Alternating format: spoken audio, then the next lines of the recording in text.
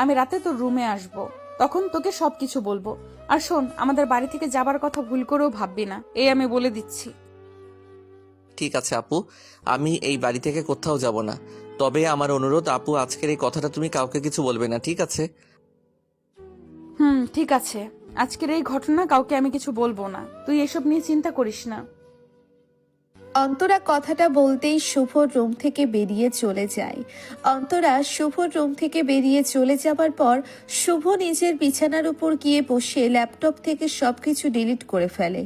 শুভ উপলব্ধি করতে পারছে এখন যে সে অনেক বড় একটা ভুল করেছে, আর এসব কাজ কখনোই ভালো কিছু হতে পারে না। শুভ নিজের কাজের জন্য অনুতপ্ত। শুভ ফ্রেশ হয়ে নিয়ে সোফার উপর বসতেই শুভের খালা শুভের রুমে চলে আসে। শুভর রুমে তার খালা আসতেই শুভ আপন মনে ভয় পেয়ে গেল। শুভর মনে একটাই ভয়, অন্তরা আবার শুভের বিষয় সব কথা বলে দেয়নি তো। শুভ ভয় পেয়ে চুপসে যায়। শুভ চুপসে যেতেই অন্তরার আম্মু শুভকে উদ্দেশ্য করে বলে উঠল, এই শুভ, তোর নামে আমি এসব কি শুনি? সত্যি এমন ঘটনা নাকি? আন্টি, কি ঘটনার কি সত্যিই মিথ্যে?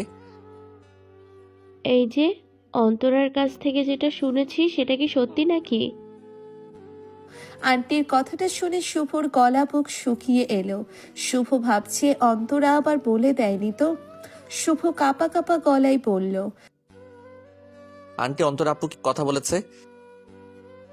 এই যে বললো তুই বাড়ি যাবি না, আরো কয়েক মাস থাকবি, এটা কি সত্যি? আমার তো বিশ্বাস হচ্ছে না বাবা। জি, আমি ভাবলাম আপনাদের কাছে থেকে একটু পড়াশোনা করি, তাছাড়া ওখানে থাকলে সমস্যা হয়, তাই ভাবলাম আর কি। এই তো বাবা, একদম ঠিক করা বলেছিস। আমিও চাইছি তোকে এখানেই রেখে দিতে। আমার ছেলে বললেও তুই, আমার বোনের ছেলে বললেও তুই। তুই ছাড়া আমাদের কে আছে? জি আন্টি, ঠিক আছে। শুভ তার আন্টির সাথে কিছু সময় কথা বলল। অতঃপর শুভর আন্টি চলে যায় শুভর রুম থেকে। শুভের রুম থেকে বেরিয়ে চলে যেতেই শুভ দ্রুত নিজের রুমের দরজা বন্ধ করে বড় নিঃশ্বাস ফেলল। শুভ ভেবেছে হয়তো অন্তরা সব সত্যি কথা বলে দিয়েছে, কিন্তু পরক্ষণে শুভ বুঝতে পারে যে না, আসলে অন্তরা কোনো কথাই বলেনি। শুভ এই বিষয়টা নিয়ে একটু শান্তিতে বসলো। রাতের খাবার শেষ করে শুভ রুমে প্রবেশ করে বিছানায় টানটান হয়ে শুয়ে পড়ল। রুমের সব লাইট অফ করে দিয়ে শুয়ে আছে শুভ।